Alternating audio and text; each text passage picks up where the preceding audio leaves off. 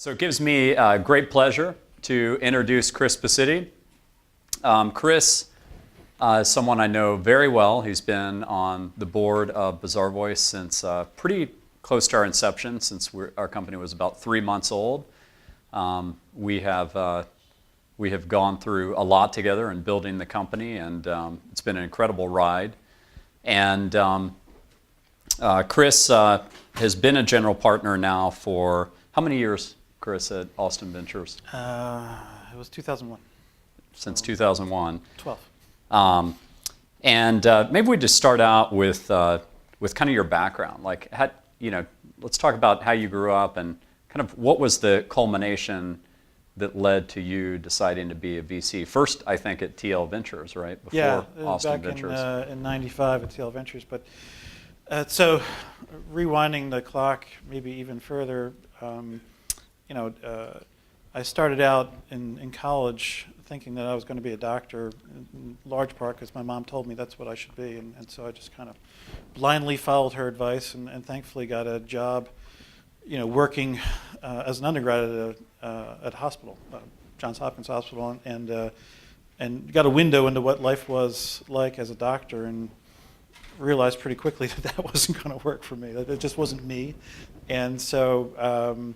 I switched to economics, and basically, and I didn't realize this until I looked back, kind of years later, but everybody in my family was some sort of entrepreneur. My one uncle owned a gas station. My other uncle had a manufacturing facility. My dad ultimately got into the software business and had a software company. And so growing up, everybody that was in my family had a small business of every kind of flavor, if you will. And so, graduating, it was just, I didn't even think about anything else but, entrepreneurship and a startup. I just, I didn't consider really anything else. And I had developed an obsession about triatomic oxygen in college, which was better known as ozone, right?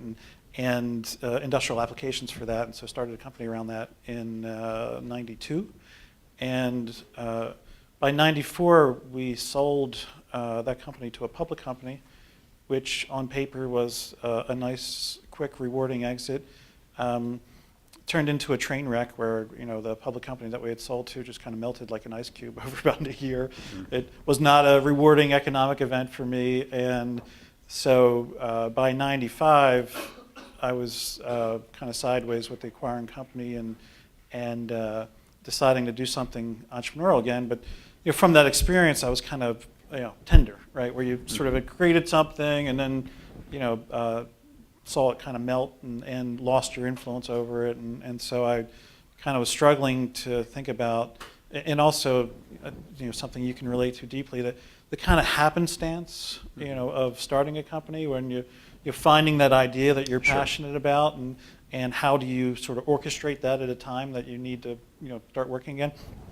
So, long story short, I decided, the sort of venture capital platform would be really interesting to just have this wide aperture of all these different startups and what works, what doesn't work. And I would, my plan in '95 was to sort of work on one of those platforms and use that to kind of spot that next thing that I wanted to go do. And basically, I was at the time in suburban Philadelphia, which is where I grew up, and there was just a few venture firms, at the time, Sure. and so they weren't necessarily hiring. So I literally worked for free for about 2 months. I just went to these guys and kind of begged for a job, and they kind of said, "You're not qualified," and I said, "I promise I am." And so. They finally just put me on a couple of projects, and then after a couple of months I didn't think they'd go that long not paying me, but they did.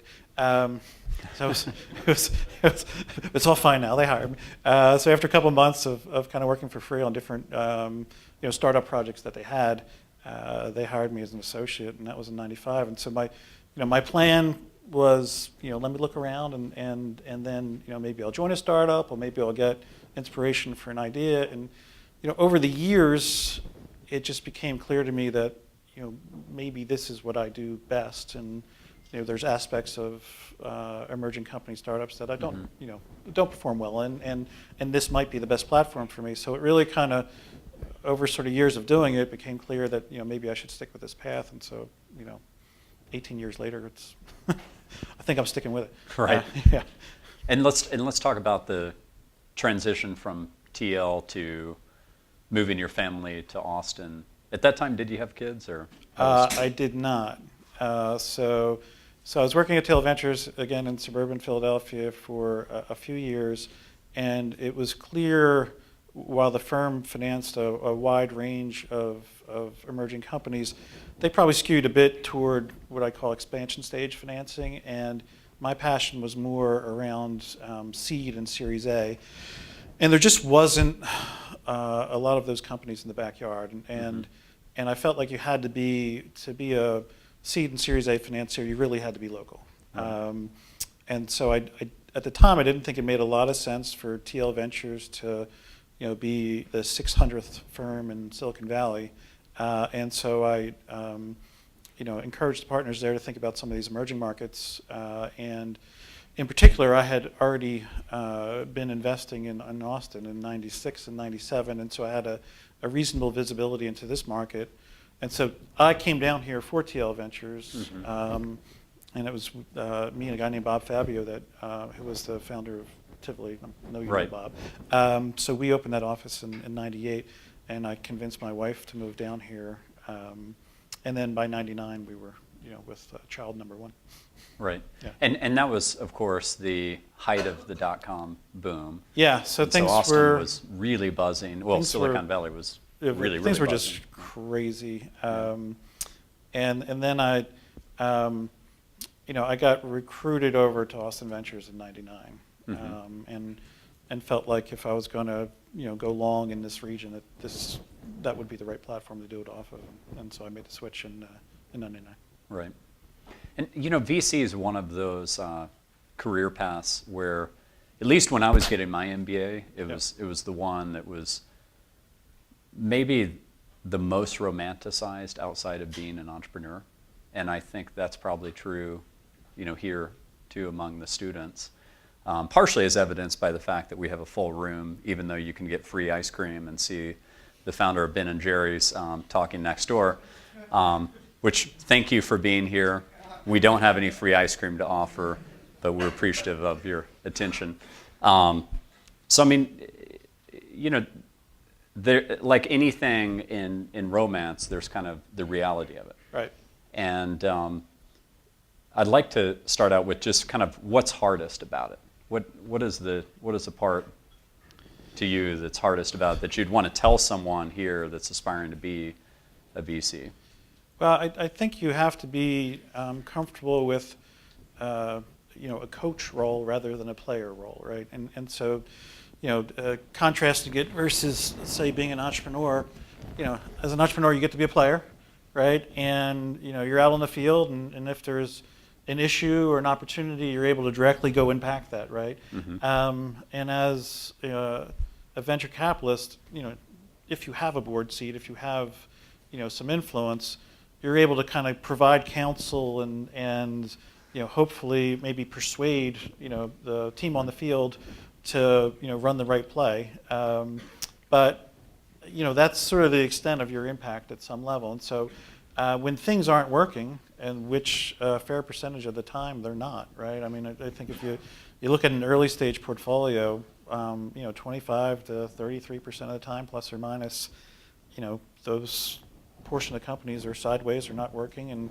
for a whole bunch of reasons, right? All the long lists of risks that you underwrite, some of them turn out to be true, and some of them turn out to be not true, and then you're trying to sort through, changing the distribution model or figuring out the product market fit for the company, or dealing with a competitive threat that you didn't anticipate, or dealing with elements of the management team that maybe are underperforming. Your VP of engineering isn't executing to the right product timeline. Your VP of sales perhaps isn't closing the business at the rate that you expected, and maybe that's his fault, or maybe it's the product's fit with the marketplace's fault. And so root cause analysis and working through all these challenges of an emerging company. I mean, at some level, that's that's sort of what we do, right? But the hardest part is when it's not working and when you got to make hard decisions. I think you know I've had to shut companies down. I've had to fire sale companies. I've had to fire any number of really the board's job is to deal with the CEO and transition that role, and that's that can be incredibly difficult. You have you're married for n number of years, and companies go through different cycles, and those are very challenging and stressful moments. But you counterbalance that with the the rewards of being around a company that has 3 employees that grows a market and employs 800 people and ends up creating some incredible amount of value and impact. So that leads to, what do you love about it the most? I mean, let's for let's me, get some people that are romantic about it to fall in love. The reason I'm attracted to this sort of seed and early stage is it's kind of the ideation phase that I like the most, right? Which is you're sitting there talking about a market opportunity that doesn't exist, a problem maybe that isn't well characterized or isn't well understood, Right. It's also sort of the competitive aspect to me is taking on a big company like IBM, right? Who has endless resources and by all measures should win in every market opportunity. Yet these young emerging companies with 20, 30, 40 employees figure out how to innovate, make an impact, and create markets that IBM is just too big or too slow to kind of move against. I mean, the only advantage a young company has is being nimble, Right. nimble and innovative, right? And the big company should win every time. So it's sort of the ideation phase to this sort of competitive aspect where you're be it you're competing with IBM and some of the large incumbents, or you're competing with other startups, and so this competing and trying to win element is also exhilarating. It's exhilarating for the entrepreneur. It's also exhilarating for the folks that are along for the ride. Yep, absolutely. How do you deal with the noise level? Because that has to be deafening. Earplugs, yeah. I had earplugs at Formula One this weekend. I needed them too. Yeah, but from what direction? Well, I mean, you almost everybody you meet is going to say, "Oh, I know somebody has a business idea I need to introduce you to," and kind of how do you vet out? How do you handle the funnel, if you will, and how do you think about that from a reputation standpoint too? Because you've got this deafening noise of opportunities. You have to say no to most of them, of course. It's a challenge because you do want to see every opportunity at some level, right? You want to know about all the ideas and every emerging opportunity. Yet just the sheer volume is hard to sift through, and so we do have people more on the front line. Like somebody referenced meeting Pat, and he's among the associates that we have that spend all day looking through opportunities and try and elevate those ones that we need to pay attention to. And that's not a perfect system, because all of us want to have kind of more frontline engagement. But it's somewhat impossible. It's not there's not enough hours in the day, and so you come up with different approaches to make sure the firm is accessible, yet we're, the most important thing, frankly, is efficiency, right? Which is you as an entrepreneur, if you're trying to get access to capital from any number of sources, including Austin Ventures, the number one thing I want is for us to be efficient in responding, because clarity is important. So you're trying to raise money, and you should know either it fits for us or it doesn't, and hopefully know that quickly. I think one of the reputations of the venture industry, which is absolutely true, being a seed and Series A investor, is some of them never pass. They just kind of slow to return, slow to respond, and so it becomes difficult for you raising money to try and manage Sure. who's engaged with you and feedback and all that kind of stuff. And so we do our best to be accessible, but it's challenging. And also we do our best to be efficient in responding, because I think that's important. But reality is we're going to say no 99 point something% of the time, Right. for a whole bunch of reasons. And some is just fit with our focus. We don't, as we discussed, we don't do biotechnology, or we don't do a lot of hardware investing, and so there's plenty of vertical domains we just don't invest in. So those are fairly easy to navigate. And other opportunities, we manage a fair bit of capital, and so to have an impact on the capital that we manage, the outcome needs to be fairly significant. And so there's a lot of great ideas that just may not move the needle for a large fund, and so that's it's a challenge for any fund that's of a certain scale. And there's plenty of funds out there that are of different scales. So sometimes there's nuances like that just sort of a judgment on impact that might sort it out. But you can't pay when you say no as many times as we do, there's going to be chatter about that isn't altogether complimentary. But you just kind of have to. That's just part of the business. Right. Yeah. What do you? I mean, it is an interesting time for the VC model, Yeah. right? You have AngelList, you have crowdfunding. Now you have AngelList launching, or they've launched syndicates for well-known angels to help organize Right. capital for seed. How do you think about those types of things changing the industry, and just how do you, what are some of your thoughts on those in terms of the future of the VC industry? Well, I think efficient access to capital is generally a good thing. Mm-hmm. I really do, and I also think the existence of Josh Baer and the Capital Factory, or Yeah. Y Combinator, or Techstars, and all these other sort of incubator is a good thing as well. Sure. Some of this is pure statistics, right? The more at bats Austin has, Mm-hmm. the more likely there's going to be some interesting opportunities.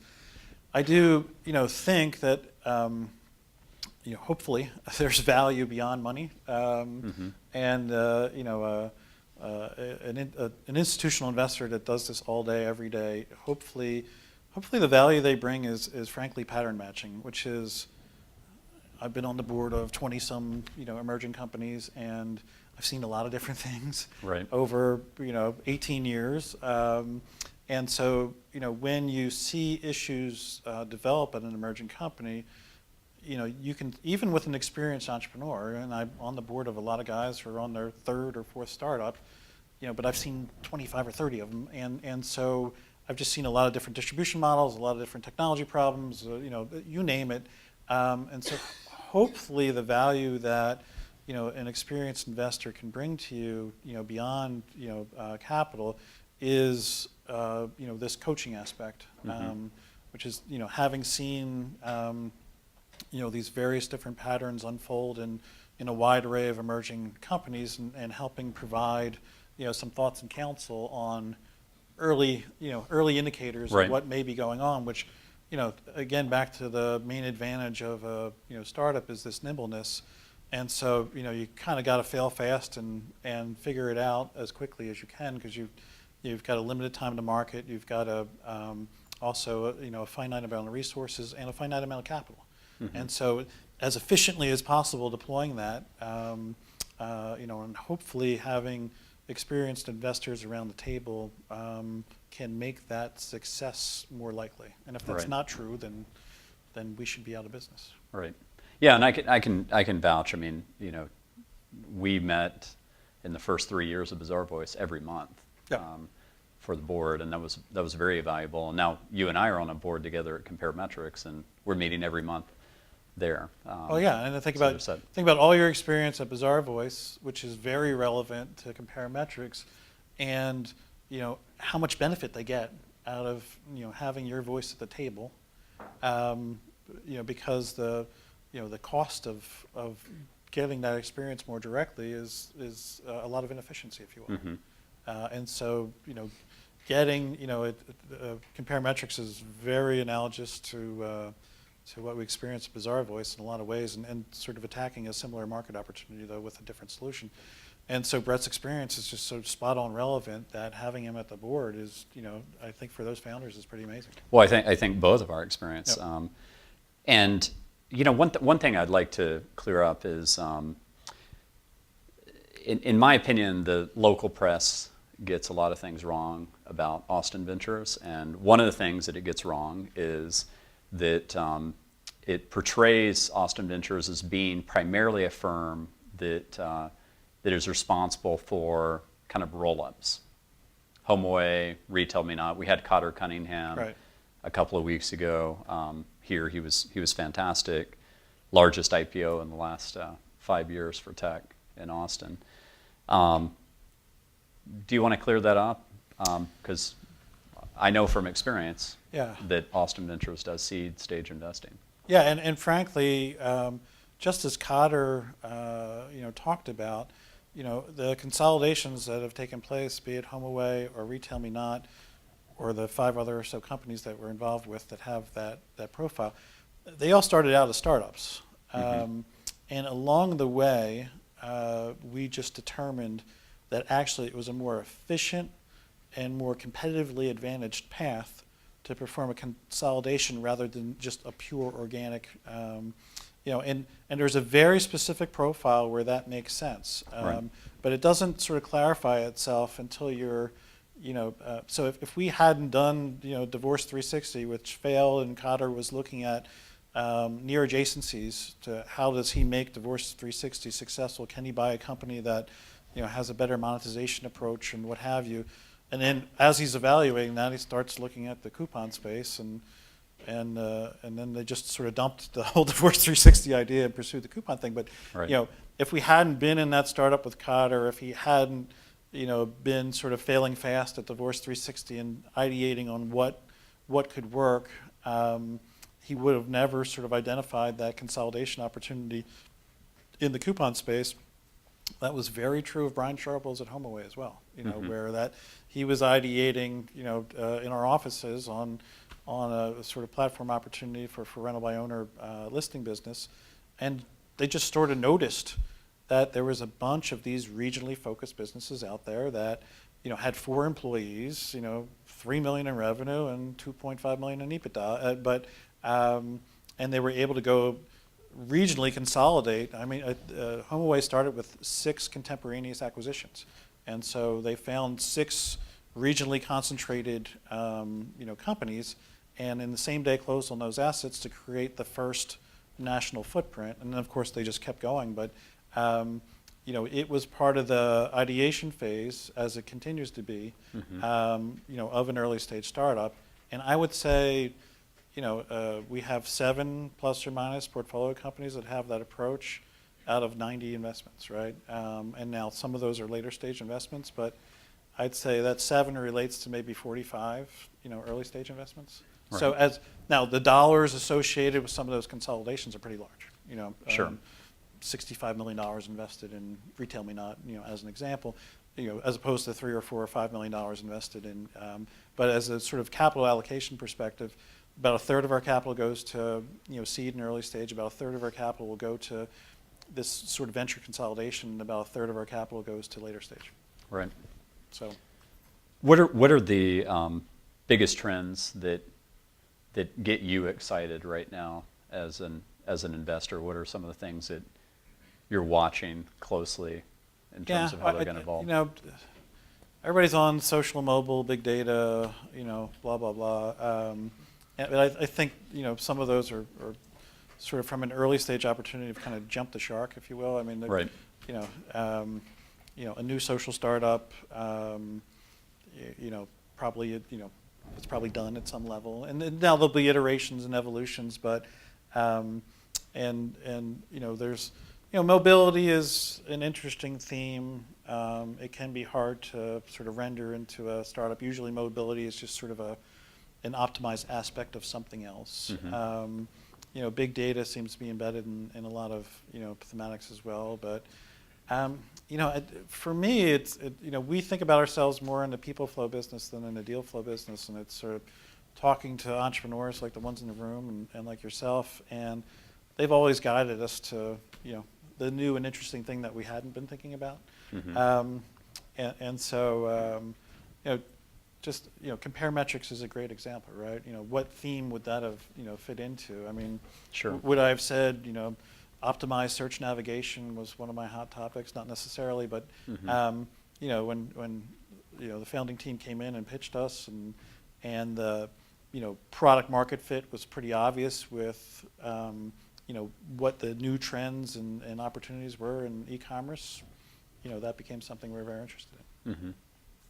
But we have being regionally focused, you end up having a fairly wide aperture of things that you do. They're all technology related, generally all software related, just as more of a descriptor of less semiconductor and hardware related. But I'm on the board of a mobile gaming company. I'm on the board of an automated testing company. I'm on the board of Compare Metrics in the e-commerce space. So it's a pretty wide range. Right.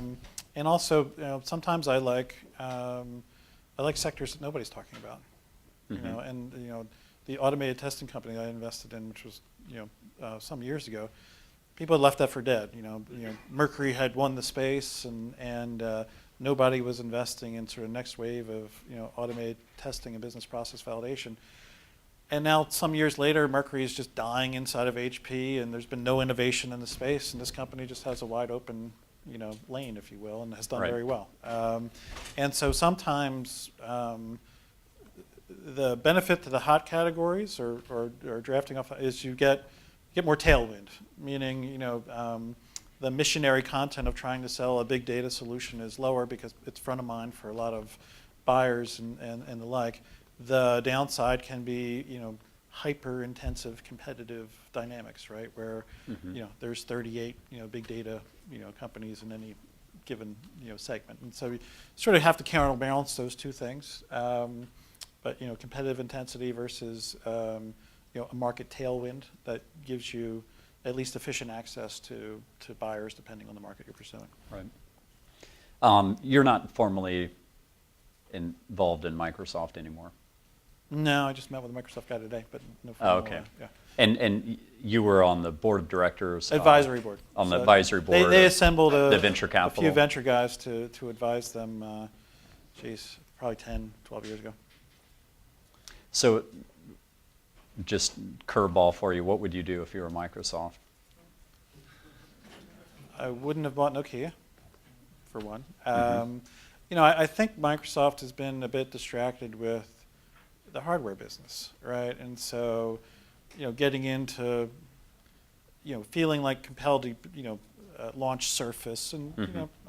It's not a bad device, but I look at companies that have tried to blend the hardware business and the software business, be it Dell, be it HP, and now Microsoft sort of jumping in. Right.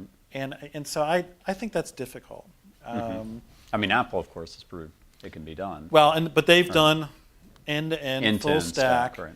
and from the beginning, and that was their pure philosophy. Sure. I think backing into it, like anything else, Mm-hmm. backing in, Apple's done incredibly well because they took that philosophy right out of the gate Mm-hmm. and just said, we're going to own the stack end-to-end, and have done a nice job of it.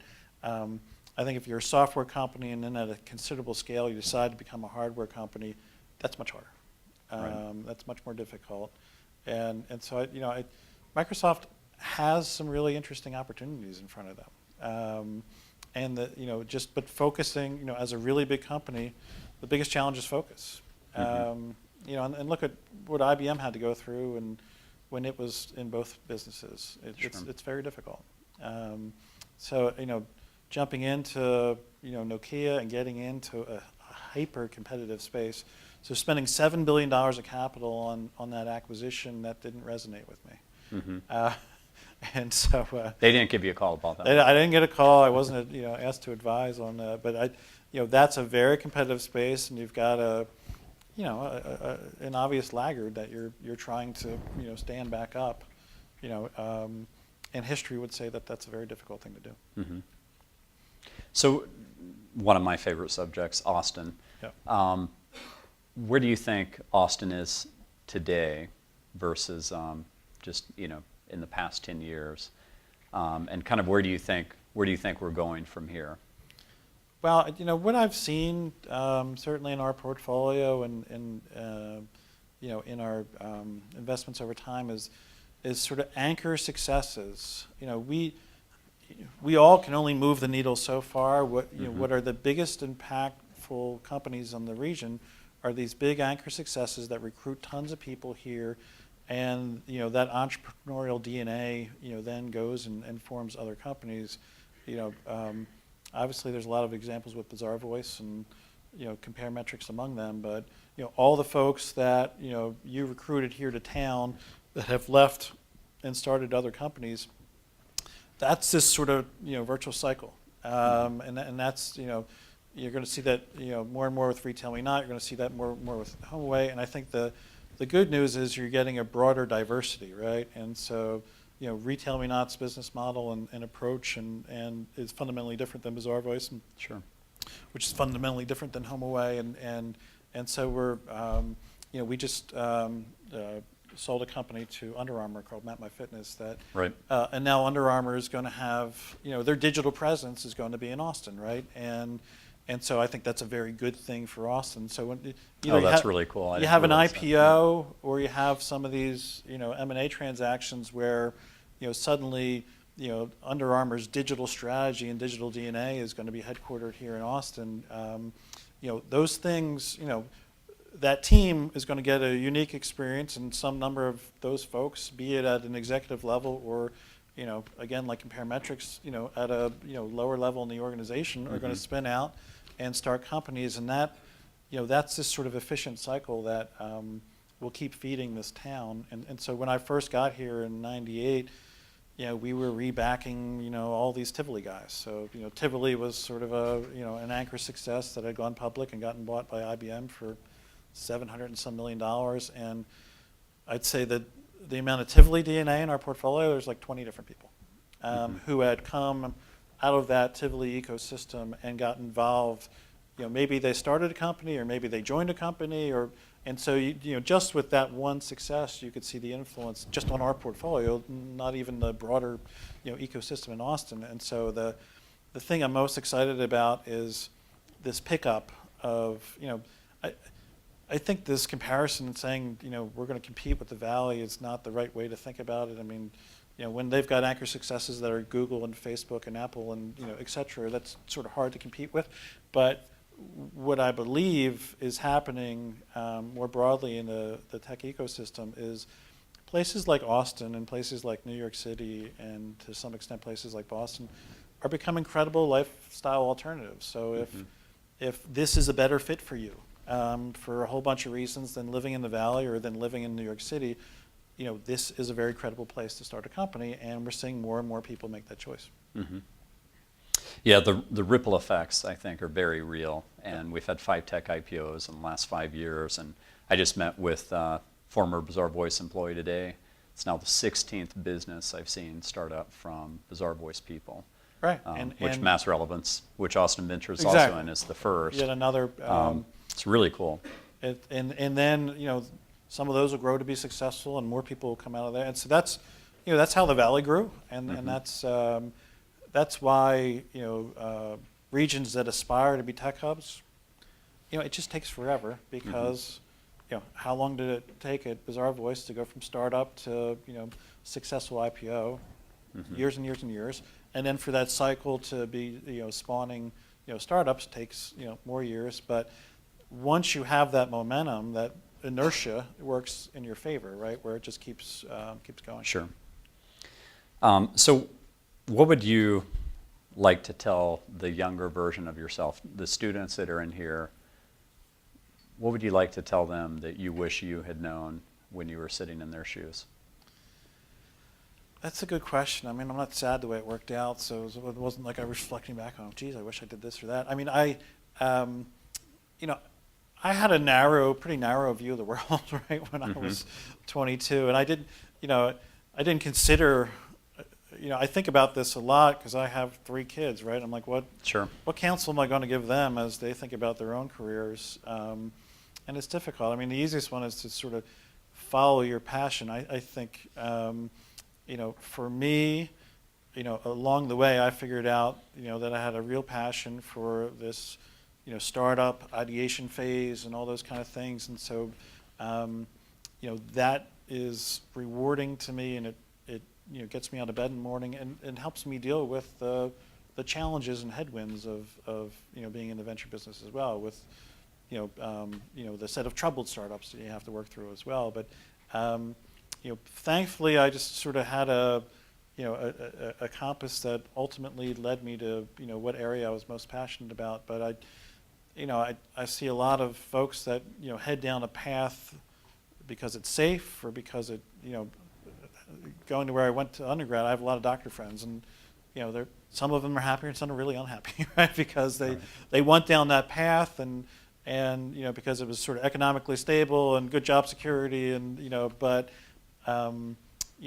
is it the most rewarding career for them, other than some of those attributes? No. I know a ton of lawyers. I think the fascinating stat, I don't know if it's true, but I've heard it, I think the bounce rate for people with law degrees from being a professional lawyer is 50%.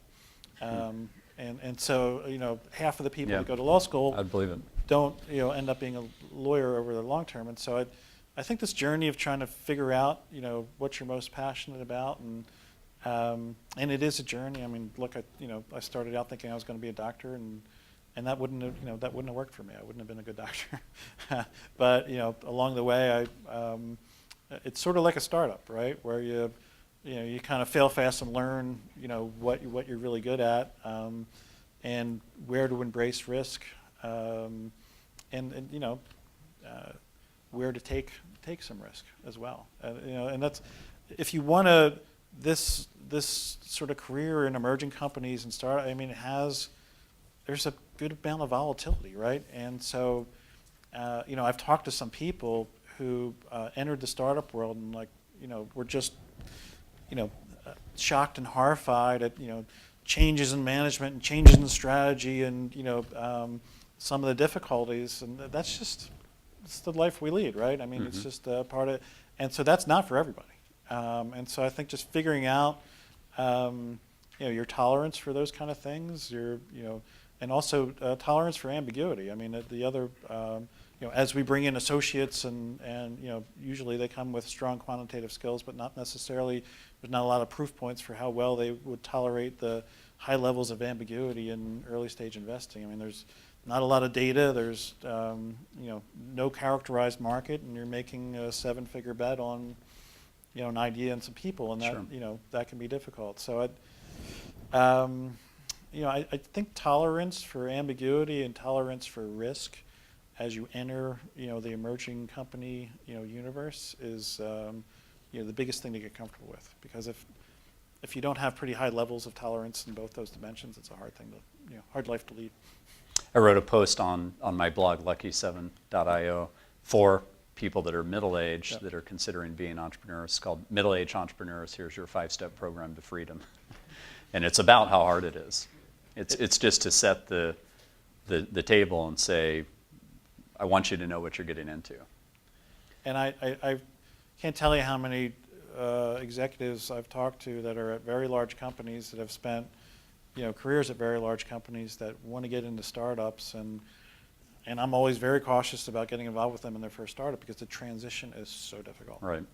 It is so difficult. They fall in love with the idea. It's the idea that what they get frustrated with at large companies is their influence and control. Sure. Where they kind of know what should be done, and actually getting it done is sometimes near impossible, and so their passion is around influence and control, not necessarily around some of the other aspects of really starting a company. Mm-hmm. So I'd love to reserve some time here for questions. We have quite a bit of time left, 20 minutes. Who would like to fire off the first question? Nick, you mind helping?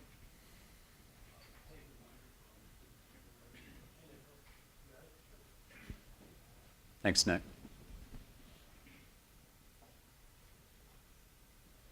Great talk, Chris. My name is Paul O'Brien. Glad to be here. You talked a bit about how all VCs, for that matter, want to have visibility to and access to every possible startup. You want to make sure you know what's going on. You talked a bit, too, about the incubators in town. We have co-working spaces. We have some new accelerators. And I love how Brett remarked that the Statesman's been known to get some things wrong in the past. We have the press as well. My question is this. What are the reliable filters, if there are any? Is it something like AngelList? Is it the incubator and accelerator community? Is it the press? Is there a set of tools or resources that you can turn to filter out some things that aren't appropriate of your time, to at least get visibility to the stuff that is really credible and worth paying attention to? Yeah, my most reliable filter is this guy to my right, and people like that. Literally, I mean, the things I end up spending the most time on, some, entrepreneur I know, or, having been in this market since '98, right, you end up knowing a lot of people, and, they email or call you or say, pay attention to that. I mean, it could be, Paul Tobias at Wilson Sonsini, who was a lawyer I've worked with for years, who actually introduced the two of us way back when. By way of direct example, Paul, who's been a corporate counsel for a number of my companies, pinged me and said, you should meet Brett Hurt. And because I, know Paul and trust his judgment, I met Brett Hurt, right? And that worked out pretty good, right? So a lot of times, the most efficient sources are this sort of pool of people that you've worked with, but that will get you sort of this sort of connected pool of people. But the risk to just relying purely on that model is you're not going to find that young entrepreneur that's in the audience here today that doesn't know any people that I know, and so. The far less efficient approach is to send people over to Capital Factory and send people over to, Techstars and have them sort of meet with, literally we have these days where they'll meet with 20 companies and occasionally we did fund a company out of a process like that called Run Title, I'd say just 3 or 6 months ago. So very young team, one we had no connection to and was spotted by some of our associates that were working on the ground, and so we would have never seen that deal based on our own network, which is fairly dense and fairly vast here. But the reality is the most efficient resources are all these people that and relying on their judgment. But we have to also, on top of that, try and apply some process and resources to finding things that aren't naturally in our network, and so. The latter part is very difficult, very inefficient, and sort of impossible to improve, it would seem. But we're trying and always try. But I'd say that happens maybe once a year, that we find something like that out of that process. Yeah, I personally love to be at the incubators, but I don't invest as an individual investor in much that I see in the incubators, but my bet is that spending time there, teams will form that eventually end up.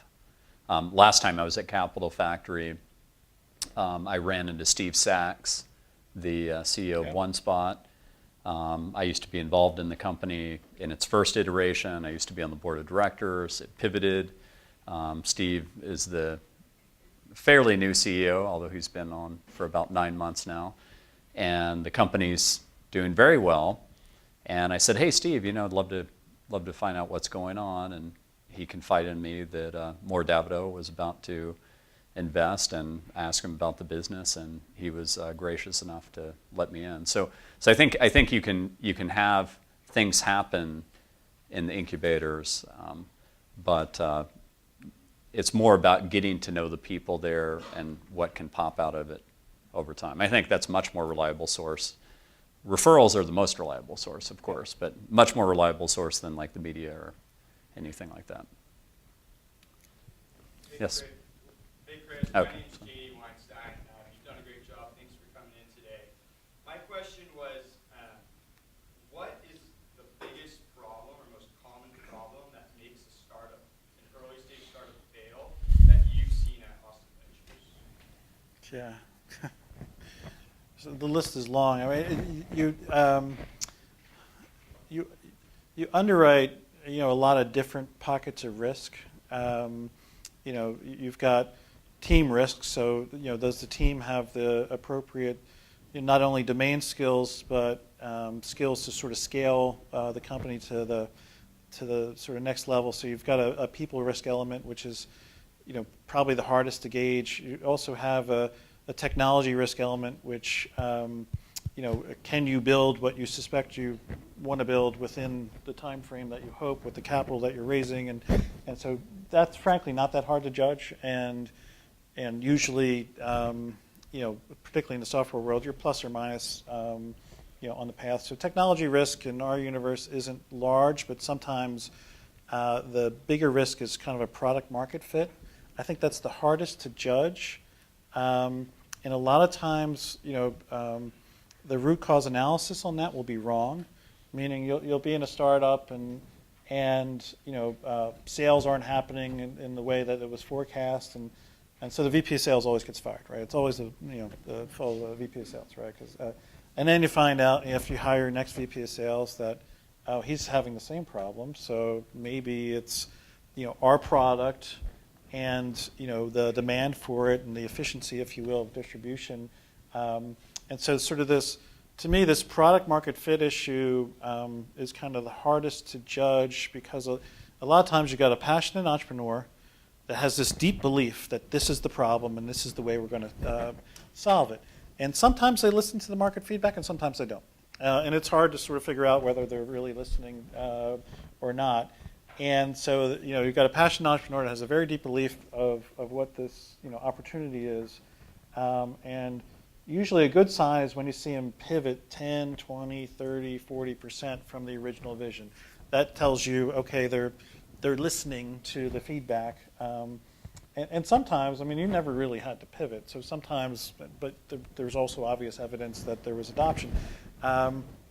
So I would say the sort of biggest death knell that's hard to solve is this product market fit issue, because it's not a human capital sort of related issue where you can get a new VP of engineering or the other hard one to solve sometimes is distribution model. And so, I see a lot of companies come in with different theories on how they're going to distribute their product. And what underpins that distribution model either makes it economic or not. Meaning, if they spend $10,000 to acquire a customer, and that customer is worth $50,000, and that math works. But sometimes they spend $30,000, and actually the ASP is $32,000, right? And so, or $28,000, or shit.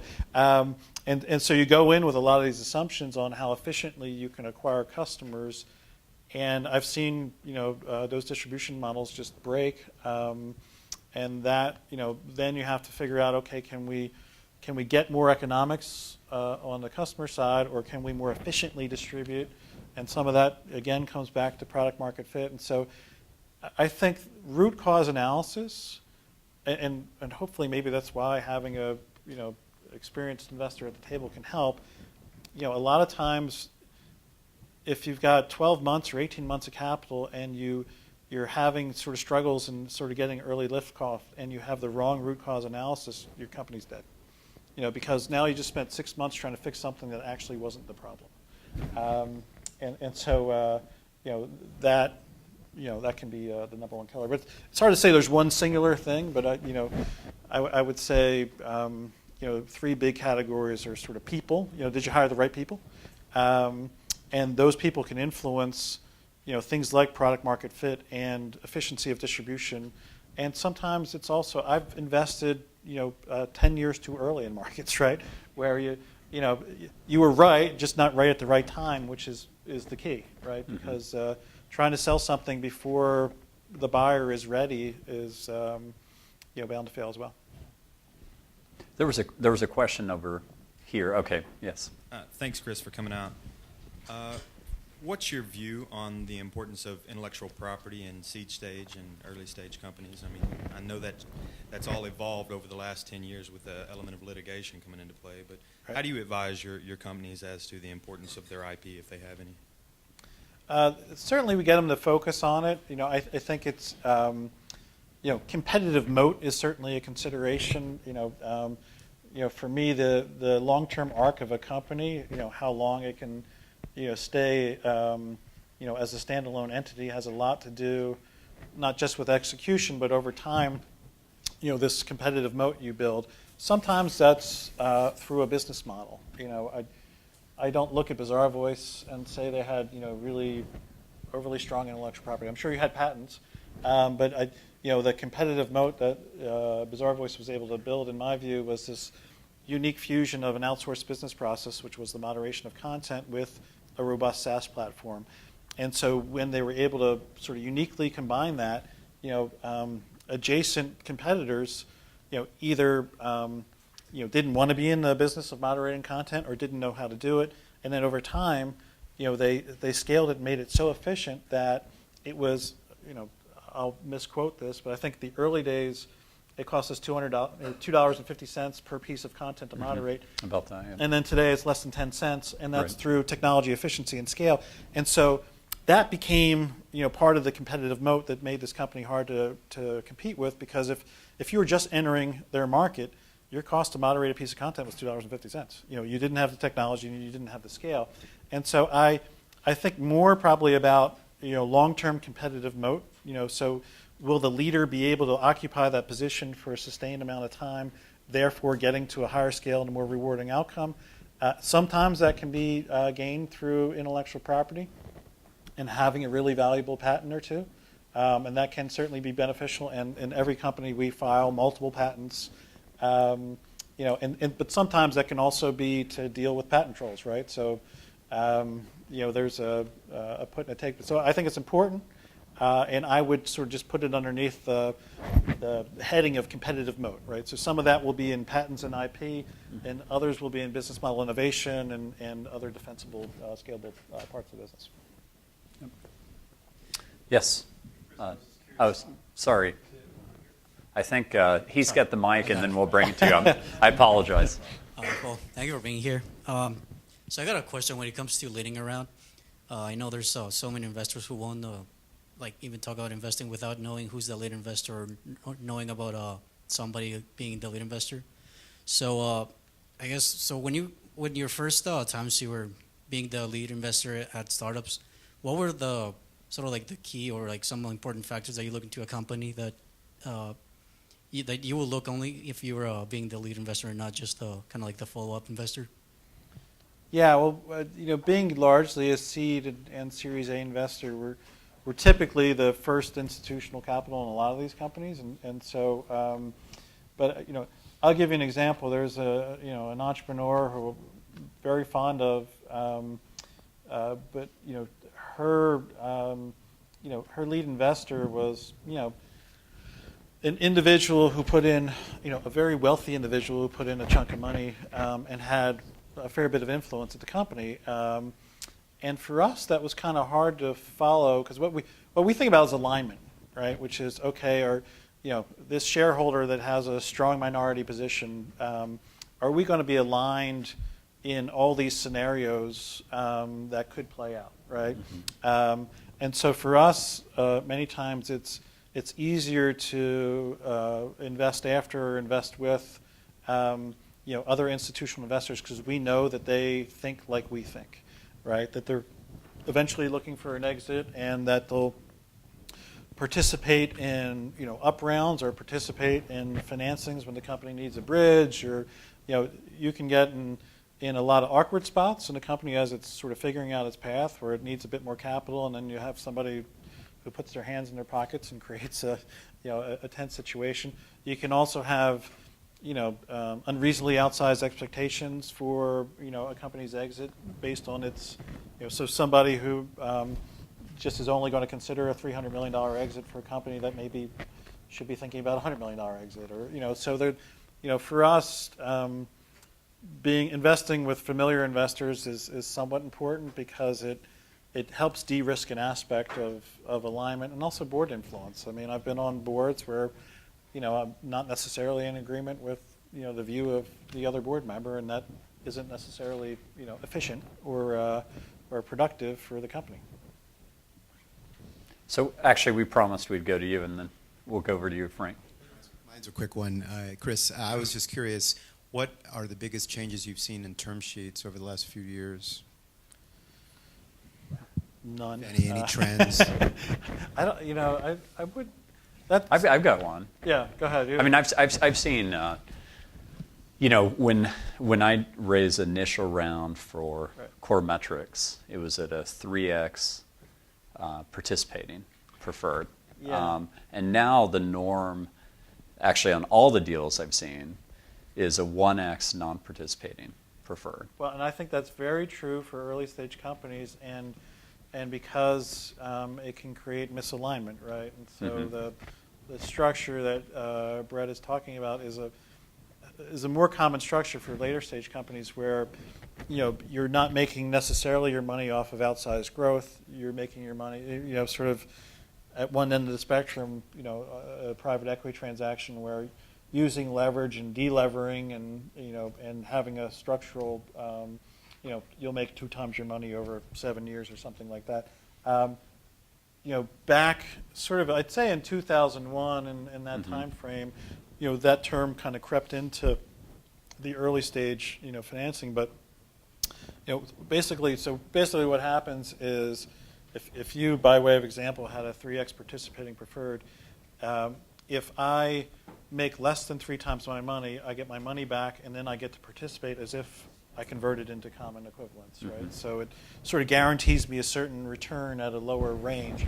And the downside to doing that in early stage financing is that investors come in at higher prices later, and then want that same term. Right. And so basically, you are unlikely, in a successful scenario, you're unlikely to get any reward from that, and you actually get diluted because at a pretty good outcome, they'll still get that participation feature. Well, you won't because you're above your 3x return, and so I think the structures I've seen for the last really 10 years have been just very clean. Basically you want everybody. I mean, you're always going to get preferred because if the company sold 6 months after you invested for $5 million and you put in $4 million, then you should probably get your money back if that's on the balance sheet and that's creating a lot of that value. But so you're always going to have a preference off the top for low returning situations. But ultimately, for anything successful, you want to all be in common equivalents because it aligns you. It aligns you Right. in an exit. And so I think people have figured that out.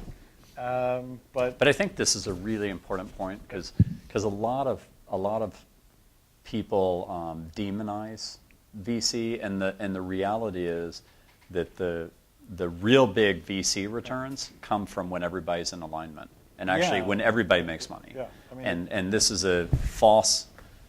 It's just a false perception about the VC industry that it's like the VC industry is out to get you, and the reality is that everybody's got to win for the VC to win. Well, and then in low returning situations, it really doesn't matter. Right, if you because it's get- not going to move the if needle. you get an extra Right. nickel, it Right. doesn't. It doesn't matter at all. And what matters is, the return in those higher outcome situations. Right. But I've seen. I just looked at a deal, not 6 months ago, where they had taken, a bridge financing from a sort of non-institutional investor that was. We couldn't invest on top. It was just, it was pretty ugly and thorny and couldn't be unwound. And so, back to some of the earlier questions, some of this, what I always suggest is a simple bridge financing that can convert into the next round, or a straight up, equity financing that's clean, just like we're talking about. Occasionally, you see these crazy structures and they prevent other folks from coming in, and we're most interested in making sure the founding team has the right level of economics, and so if there's something in there that is overly dilutive, that just makes things Right. Very difficult.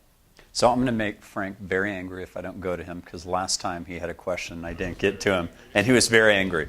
Frank's a very impressive entrepreneur here at UT. So, Frank, That's really the floor. You have the last question. Okay, Brett's really good at making me sound cooler than I am. But I was just wondering, what are some of your favorite books and why? All the ones that Brett recommends to me. Raw. You know, Are you I- talking about the comic books Yeah. that I recommend, or the business books? Yeah, I occasionally read business books. Not, you know, I mean, I feel like I spend, you know, 90% of my waking hours, you know, looking at business plans, thinking about business models, and so if there's a, you know, if someone's really excited about a business book, I'll read it, and occasionally I'll, you know, enjoy it. But, you know, usually if I'm reading, I'm doing something totally radically different than what I do every day and all day, and so my list of business books is fairly short. But I mean, for me, there's some interesting concepts in those business books, right? And I'm more interested, you know, the innovator's dilemma is an example, right? Yeah.